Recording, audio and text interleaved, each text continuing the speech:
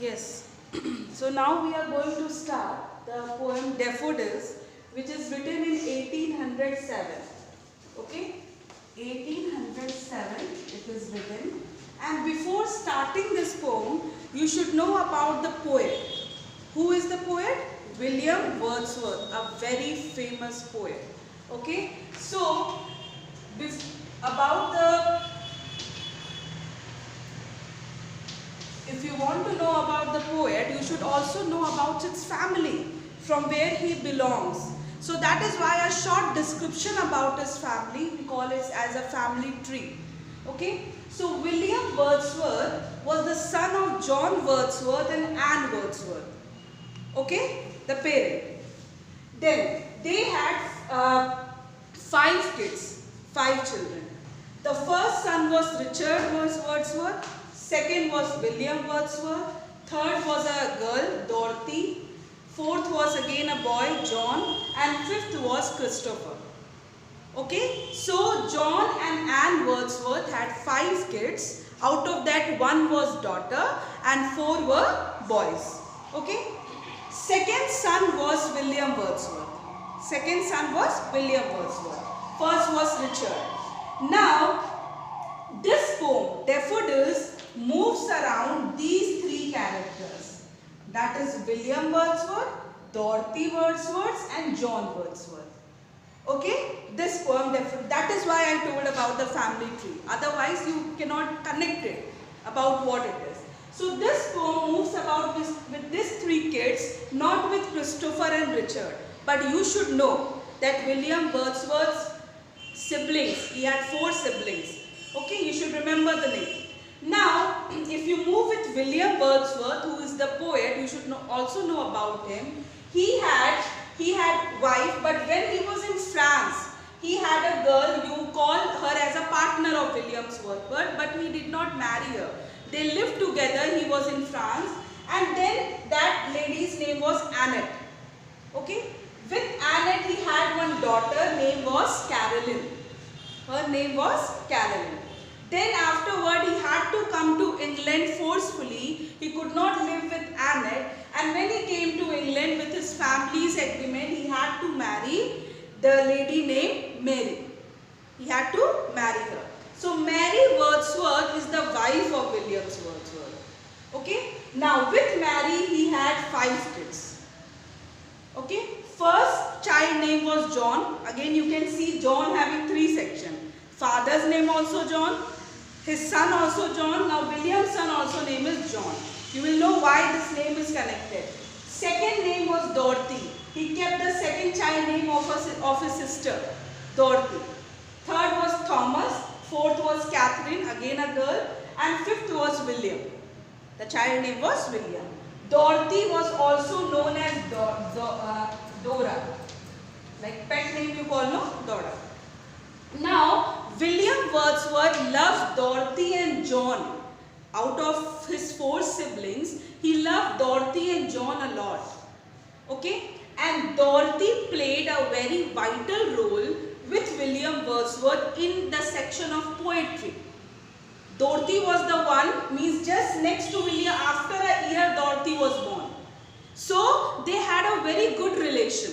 The brother and sister had a very good relation to each other. So Dorothy was always with William Wordsworth in his works of poetry. And John was a young one, but William loved him a lot. Okay? And John, he died.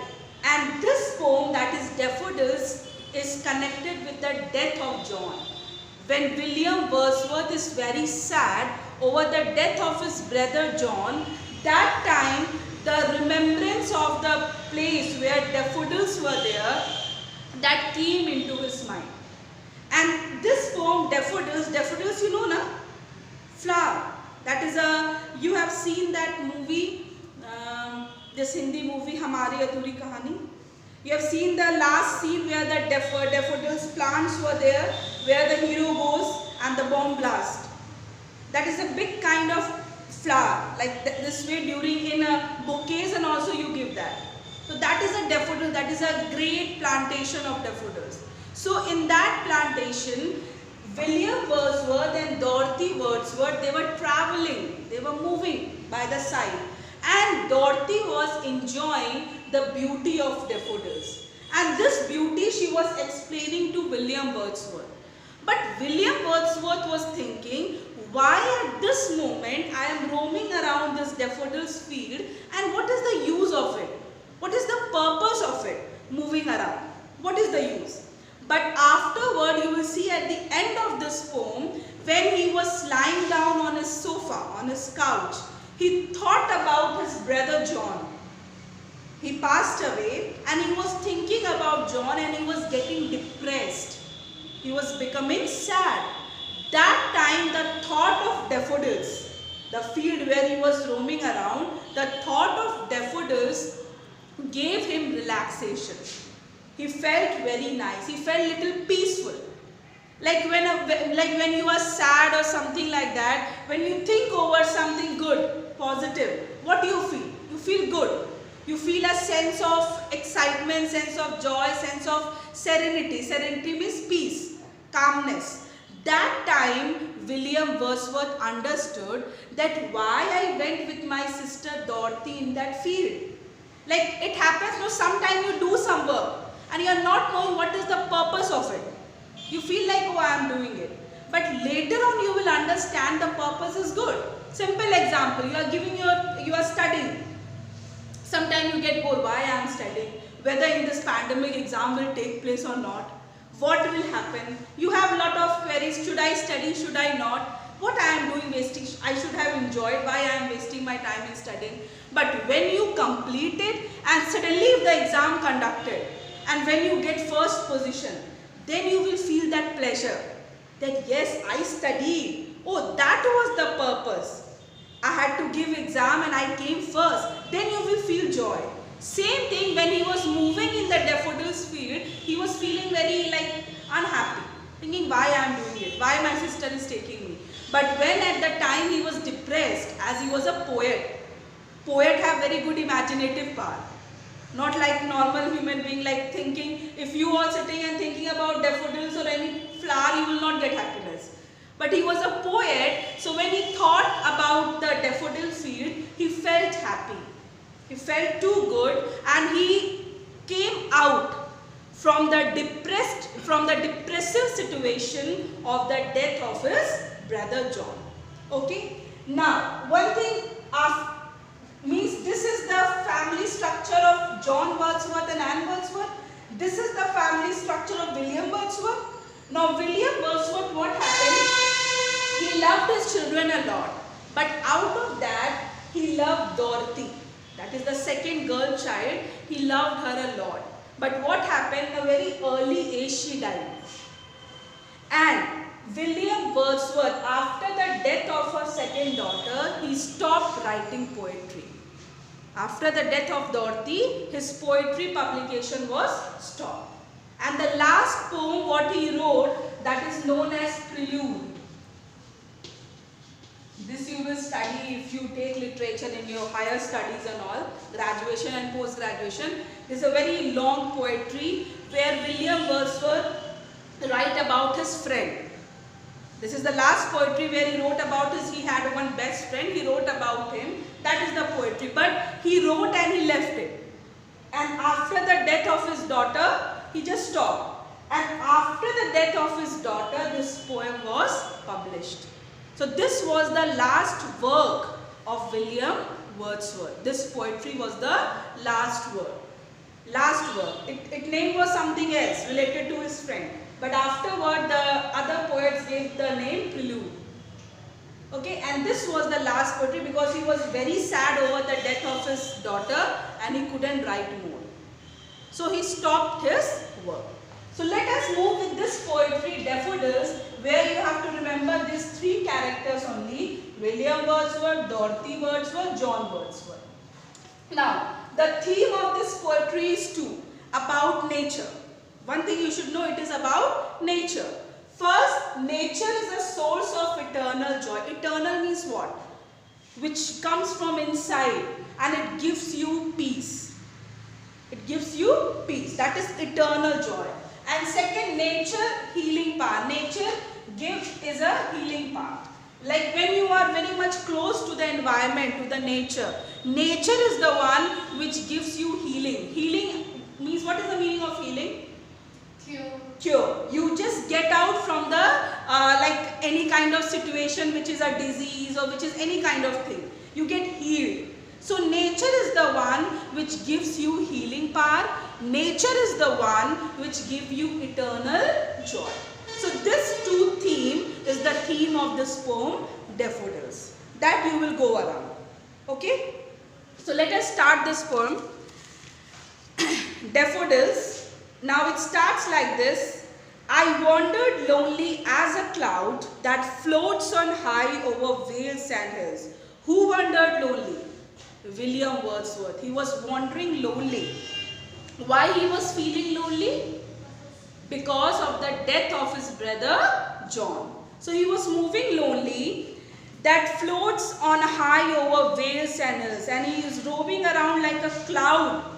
Like cloud moves over like that. In a day, same way he was also moving around, when all at once I saw a crowd, a host of golden daffodils. Now what happened? It was then. Now see, this poem is connected into two senses. One, present situation, then he moves to past situation. Then again at the end he is coming to the present situation. Did you understand?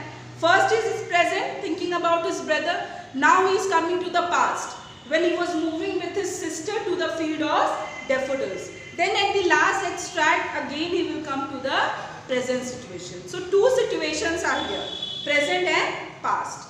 Now, all at once I saw a crowd, a host of golden daffodils. Golden daffodils, it was so beautiful. Crowd means it was so many daffodils. Beside the lake, beneath the trees, fluttering and dancing in the breeze. How he explained about the daffodil, like it is human. Fluttering and dancing. Who dance, who flutter? We humans. But he is comparing daffodils to a human and saying the daffodil looked to the poet as it was fluttering and dancing like in the breeze. Breeze means the wind. It was dancing like that. Continuous as the stars that shine. Now this line is a simile, as the stars. Simile, as the stars that shine and twinkle on the Milky Way. Milky Way is the galaxy. Saying it was like the continuous way of a stars, like on the sky the star shines. Same way here the daffodils were, their beauty was so grateful. It was so great. It seemed that they all were shining. They stretched in never-ending line along the margin of a bay. And what was the lining section? It was in a never-ending line. Never-ending means not finishing. It was moving on. That way of great fields of daffodils, great number of daffodils. Along the margin of a bay, 10,000 saw I at a glance. Is he saying near the lake, I saw the daffodils. How many numbers? 10,000. It is uncountable. But he gave a guess. It may be 10,000 daffodils I saw at a glance, tossing their heads in sprightly dance. And how it was tossing their heads, like through the wind, like one side to other side. It seems that the daffodils were dancing, tossing their heads. So here in this extract, daffodils is personified as human. I will go on telling you about figure of speech after completion of all this poetry. You should know about figure of speech. Personification, simile, metaphor and all. That is figure of speech, and in poetry it is must. Question also comes with that. What is the figurative language used here? What is the figure of, you might have seen in your workbook also the questions like that. So you have to tell it is a simile, it is a metaphor, it is a personification, what it is. So here this extract, it is telling like this daffodils, he is connecting to whom? To humans. So daffodils is personified as humans. The waves beside them danced, but they outdid the sparkling waves in glee. Now poet goes on describing about the enchanting quality of daffodils. He was saying the waves beside them, they were dancing, but they outdid the sparkling waves in glee. Means he is comparing the waves and the daffodils. Waves were also dancing, but daffodils were looking more beautiful than the waves. Means which is in the maximum level? Daffodils. They were looking more beautiful. Up, yes. What does glee mean? Glee means that is the happiness. Sparkling waves in glee. Outdid the sparkling waves in glee, a poet could not but be gay. Now here the poet is saying, the poet is feeling he could not do anything but can only be happy. Now this beauty of daffodils definitely will give the person what? Happiness. So he had no other option left. He said, I felt so happy in such a jocund company. Jocund means cheerful company. In such a cheerful company, I felt so happy seeing the beauty of daffodils. I gazed and gazed but little thought. Gazed means staring. He said, I stared and stared but doesn't realize. But I did not realize what wealth the show to me had brought. When he was walking through the field of daffodils, he is talking with his sister Dorothy. He was looking at these daffodils and was thinking, what is my purpose of coming here? Why I am looking at this daffodil so much? What is the use? I was staring, he said, I was staring at the daffodils and I did not realize what is the use of me coming here? Why I am walking here? What is the use? Then, what wealth means? What gift this daffodils has given to me? What wealth I am going to get? Now, this is the last extract where he says, for oft when on my couch I lie. He said, when often I was lying on my couch. Couch means sofa. I was lying there in vacant or in pensive mood. Pensive means sad mood. When I was lying on my sofa in a very sad, depressive mood, they flash upon that inward eye. What is they here? Daffodils.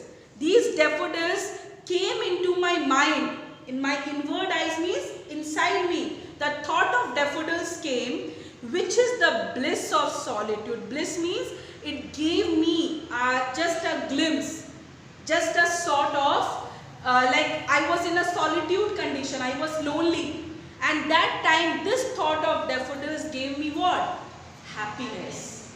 And then my heart with pleasure fills and dances with the daffodils. And then when I thought about it, my heart was filled with happiness. And I started feeling like to dance with the daffodils. I felt, so means he was sad over the death of his brother. But suddenly the thought of daffodils flashed upon his inward eyes and he felt so happy. He jumped up and he wanted to dance with the daffodils. So that is here he is saying, this last two lines he is telling that his loneliness, William Wordsworth's loneliness is overtaken by the images of daffodils. The images of daffodils overtook the loneliness of William Wordsworth, and that is why he felt so happy, euphoric you can say. He felt so happy, so pleasurable. And this way, one more thing is here which he is telling, that is a condition of coming from reality to utopia. This slide you should write, reality to utopia means world of nature where peace and happiness prevails. That is reality to utopia means from reality to the imaginative world. World of nature where peace and happiness prevails. In reality you cannot imagine anything. You have to be in the real situation. But when sometime you start imagining something, you feel what? Happy. If you are sitting at your home and you miss your school, that time you imagine what? About your friends, about the thing you share, about the fun with your teachers, about the fun with your friends, you imagine. And then what comes? A smile comes on your face. Oh, what was those days? Now we are at home. Okay, so that is imagined. But in reality, you are not in that situation. You are at home, sitting all alone. So that is the situation from reality to utopia. From the world where peace and happiness prevails. So sometime you have to go to the imaginative world if you want peace in your life. Otherwise, we human beings will be always in a depressive situation. Sometimes the scolding of the parents, sometimes the death of anyone, sometimes the separation of your friends, anything will always make you what? Sad. But when you imagine about the good things, positive things, happiness, then you will feel good inside. So this is the poem Daffodils, where you can see this character is visible. These two characters, one is dead and one is being in the conversation of William Wordsworth, that he was moving on with his sister Dorothy. Okay, that is the behind thing what you have to write. That is not mentioned anywhere, but that is the situation. Clear?